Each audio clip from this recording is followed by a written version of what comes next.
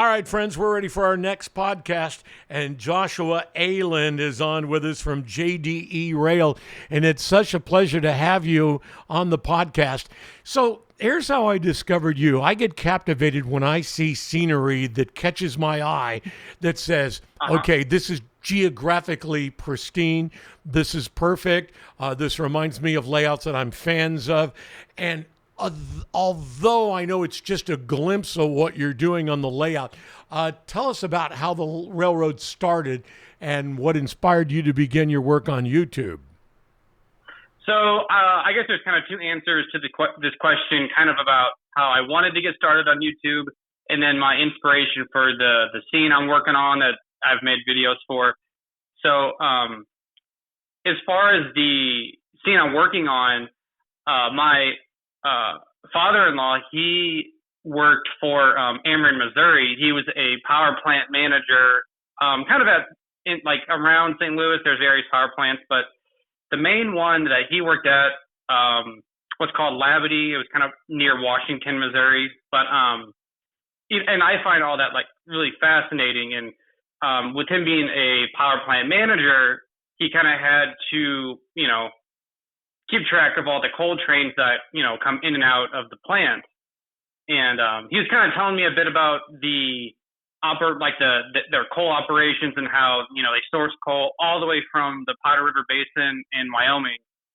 And that really interests me a ton. And I doing some research on it, and I was trying to find, rail fanning videos of, out in the Powder River Basin and stuff.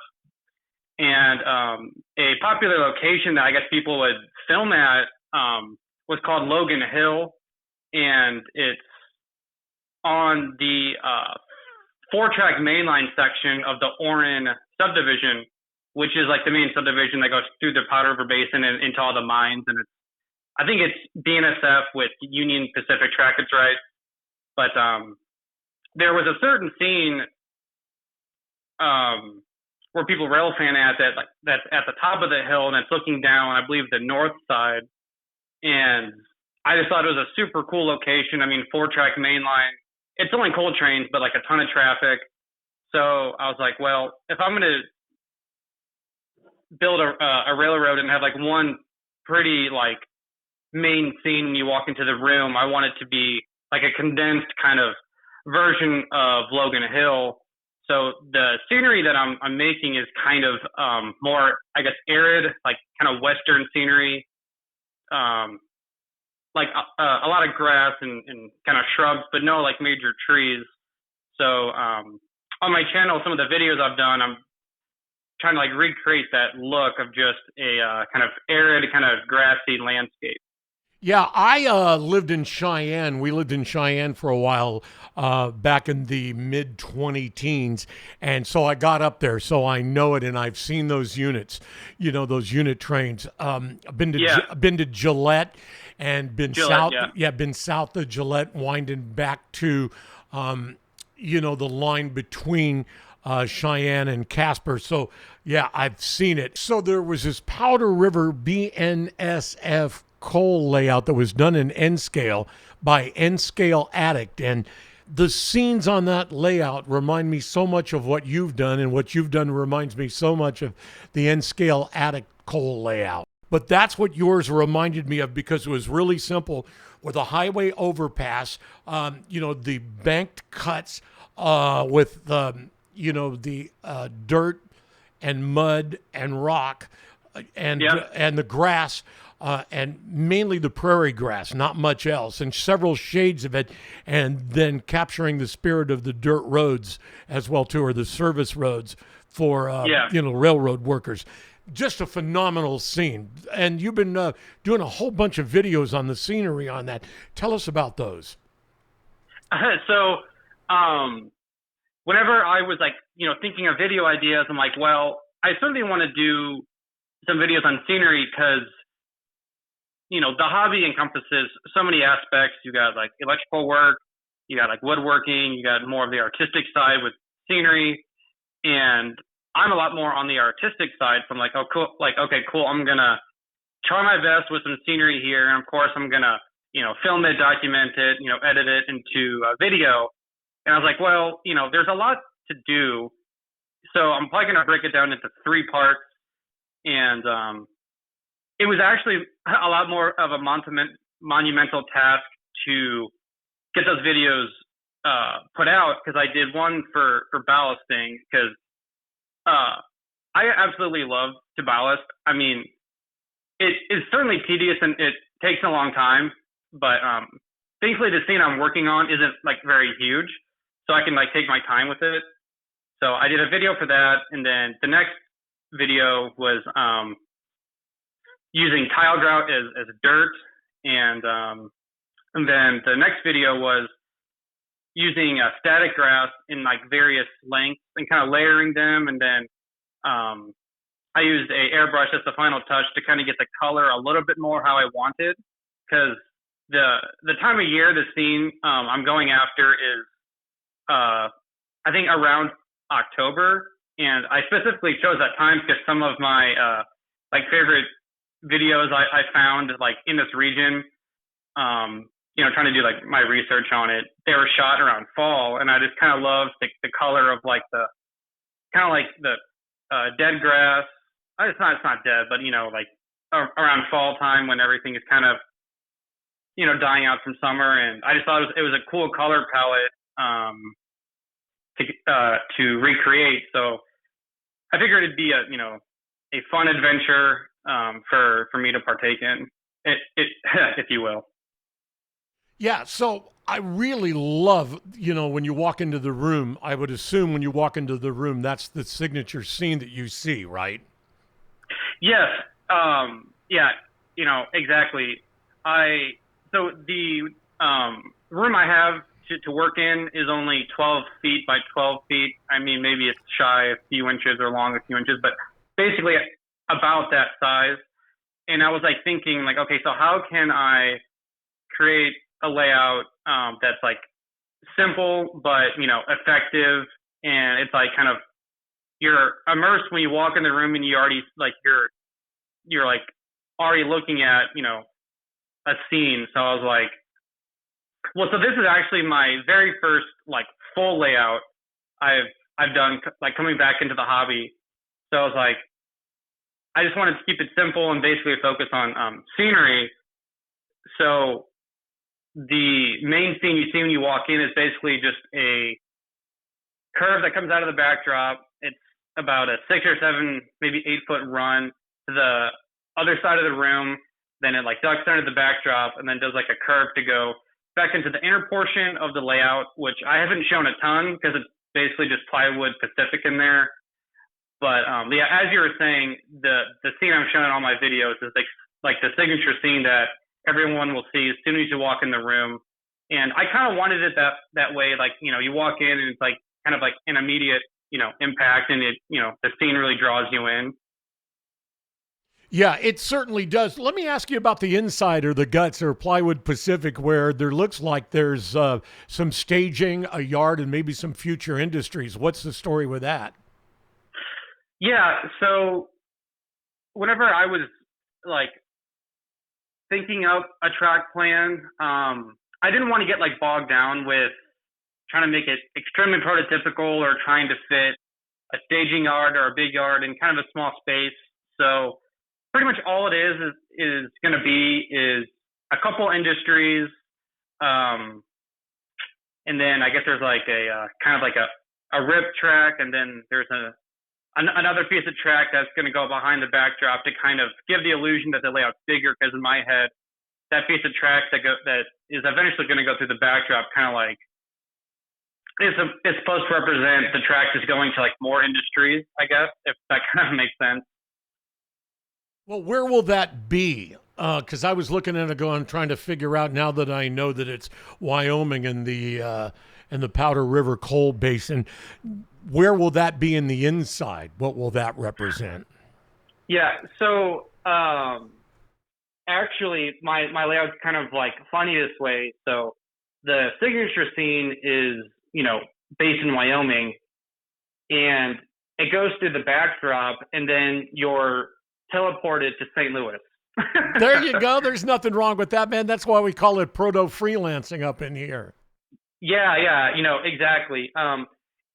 So there's if you're looking at my signature scene and where the track comes out of like the long curve, on the other side of the backdrop, basically as soon as it goes in the backdrop and out the other side, it's still on a 40-inch radius curve, and that's supposed to eventually going to represent Kirkwood. I'm sure you're familiar with Kirkwood. Yes, absolutely.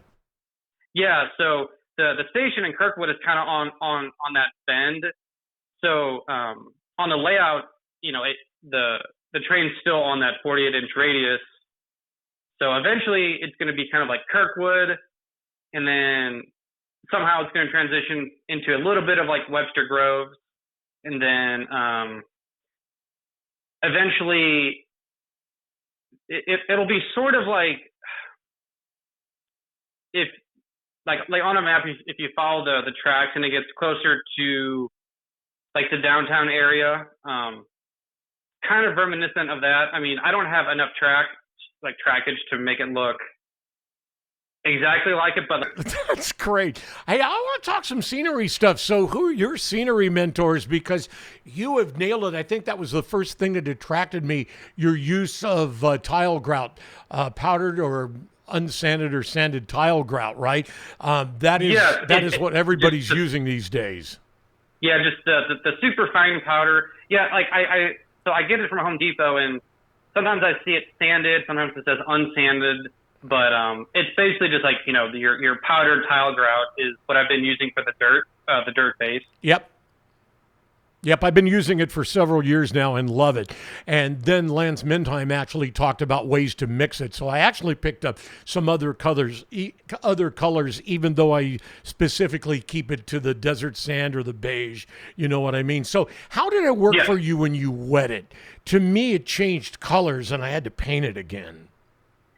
So I just, would sift it out with, a kitchen sifter, and then use a mister to really drench it with water.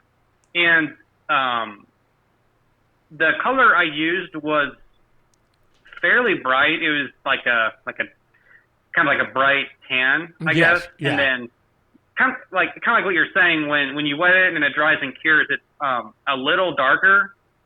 So when that happened, I was like, well, I still need to adjust my color a little bit though, because some of my like source material, like videos I watched to get an idea of what the scene looked like in Wyoming, at least in this particular region where, the Powder River Basin is, the soil pulls kind of like red. I guess it's kind of, depending on where you are. So I added an additional wash that was like kind of like a red brown. I mean, it isn't like an exact match by any means, but I just kind of wanted to get it a little closer to the color of the soil I, would kind of see in YouTube videos and whatnot. So, like you could totally just use the color as it is when it dries, or if you really want to kind of go to the next level, you paint it, add some washes to it to get, whatever color you're kind of going for. So what was your scenery shell? I forgot because I've watched all your videos, but I forgot what's below all that. So it is just the extruded insulation foam. I bought it in 4x8 sheets, like an inch thick. So then I would cut those down to size, and then cut them even further to kind of fit like the shapes and contours I need. And then, glue them, into stacks. Yep. And then from there, I would just use, I forget the specific name of the tool, but it's basically a tool used to carve foam. So I would just, completely go at it, hack the foam up and carve it until it finally gets, Yeah, surf foam. That, the surf foam shaver. Yeah, it's awesome. It's awesome. Okay, so you did that, and then what went down next after the foam was carved and shaped? So then I just did I got interior latex paint, and then just used, in a dirt color. I tried to find a color that pulled, again, a bit more red. And I wasn't too particular on the color. I'm like, okay, I think this looks good. So the next step was just to like basically get a coat of paint on just to cover up like the pink and blue color of the foam. Yeah. Yeah. Okay, then we come with the grout, and Yes. then did you use any kind of turf or ground cover commercial before you went to the static grass? No. It was literally just tile grout, straight to static grass. I figured maybe if the region was different, maybe more Midwest or something, where I think there's a lot more um, Scrub brush. scrub. Yeah, Yeah, yeah, scrubs. Yeah, I know what you're talking about exactly. Like if you use like the different woodland scenics turfs underneath, which I've done in some dioramas and instances, and then layered the static grass on it. What brand static grass did you find, and what brand do you like? So I just used, your standard Woodland Scenics colors. They're they were, available at my local hobby shop. Mark Twain I mentioned earlier. Right. I had a pretty big interest in trying the brand. I think it's called like Knock or something like NOCH. Right. Yeah. And the stuff that comes from Scenic Express, yes, that's what I've used. I've had a love-hate relationship with Woodland Scenics, between the Scenic Express and the European ones, like you mentioned, and Woodland Scenics. Woodland Scenics, you just have to make sure that you've got a lot of power and static charge going for it to work really well. Yeah. If you try to use one of those fly swatters that have been turned into, a static grass applicator, it doesn't work that good. Yeah, it's funny you mentioned that, because I know there's some videos online about how to make your own DIY static grass applicator, and there's some people I know in the model train community in St. Louis that have kind of made their own, or tried to make their own, and they said it didn't really work for them, and I was like, well, I don't think, like, to me personally, I don't know if it would be worth trying to make my own. I think I'd rather invest in a purpose-built applicator. So I just bought the Woodland Scenics applicator, and I initially bought it with just like the 9-volt battery. You bought the charger. You went and bought the charger. Yeah. I realized just the battery it was not strong enough, and then I went and bought the main charger for it, and that adds a lot more power, which you definitely need once you get up to about 7 and 12 millimeter grass to try to stick that up. You definitely need the power. Yeah, well, it looks phenomenal. I had a fly swatter that I built in Wyoming in 2014. Oh, it died 2 years ago, so I just bought a cheap $35 one that they have on Amazon. So this is looking really cool, and one of the greatest out of the hundreds of ideas I've learned from Boomer Dioramas on YouTube is the art of taking the airbrush to the static grass and help augment the colors, and you've done that perfectly. Tell us about that. Yeah, so Boomer Diorama, he while his layout focuses on like switching and short lines and stuff, and then mine's like, my layout's supposed to represent wide open running. There's there's still so much to learn from him, and a lot of my philosophy and techniques I kind of like would pick up from his videos, because I started watching him probably 2 years before I built this layout. I mean, I was still living in my apartment, and I had just like a tiny little diorama just to like, getting back in the hobby and, scratching that itch. But anyway, so his big thing with, using an airbrush is to like, thin your paint. He'll always say. So I did the same thing where I bought, shades of brown to me a paint, and then I thinned it with isopropyl alcohol. I think I was able to find like 91% at Walmart or whatever. Yep, that's exactly it. And like 90% alcohol and 10% paint. Yeah, so I made a mix that I like.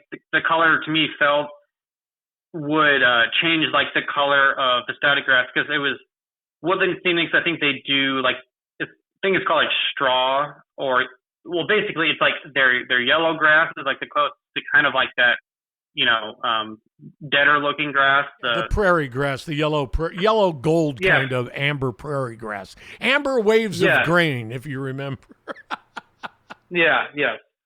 So I mixed up, some paint with the IPA, and then, you don't need to be precise when you're just spraying, your static grass. So I just kind of like let it rip and applied, thin layers until it built up to a color I thought looked pretty good. And I guess it's really as simple as that. I mean, I guess, for some people they have to like invest in the air compressor and then the airbrush and stuff like that.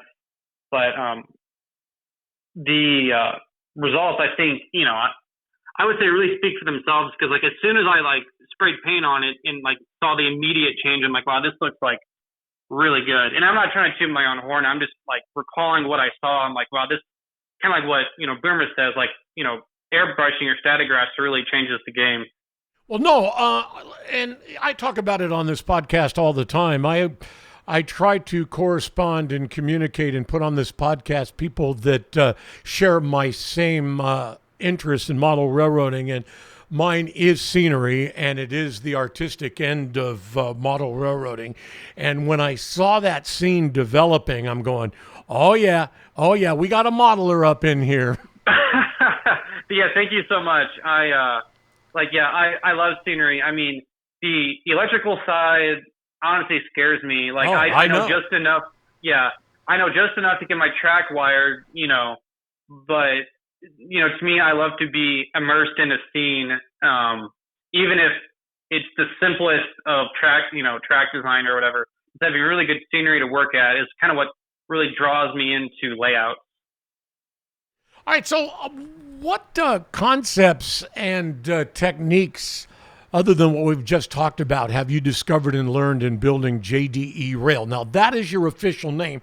The layout doesn't really have a name at this point, right? It's just officially this is the cover name for everything you're doing. Yeah, right. I guess you can't really call my layout, like a Powder River Basin layout or whatever. It's just one scene, because then, it goes into St. Louis, on the other side of the backdrop. So yeah, I'm just, officially known as like JDE Rail. Model Railroad has been around for a long time. There's a lot of like, I would say like everything has kind of been discovered for how to like, build a railroad. But, I think to me, using foam for scenery is like, I don't know, you have so much control with how you can carve it. So, kind of developing a technique on how to like layer up your foam and then like carve it down, I think really helped the look of my layout in particular. And another material I used and I made a video on is using celluclay to aid in like your landscape. Maybe depending on what your layout is like going to represent, maybe foam can only take you so far, and then you need like that celluclay material to kind of take it like a little farther as far as making like hills or like a certain like texture before you paint your scenery on it,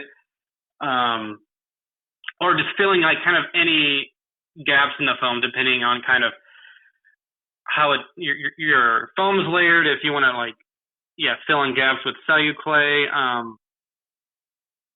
Like, before I started this layout, I feel like I did a ton of, research, and I watched a ton of content on like how to get, realistic looking scenery. So I think a lot of this, stuff I've implemented is just, what I've learned over the, couple of years before I started building my railroad. Because I don't think anything I've done is like super revolutionary. It's just kind of, you see this, you see that, and then you kind of incorporate it in your own way on how you want to build your layout, if that makes sense.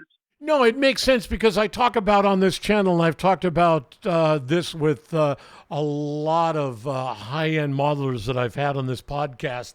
There is a middle ground between a 4x8 HO layout on a lifelike grass mat and, George Celios or, some of those superb modelers or Tony Kester and their model railroad layouts. There's a mid ground.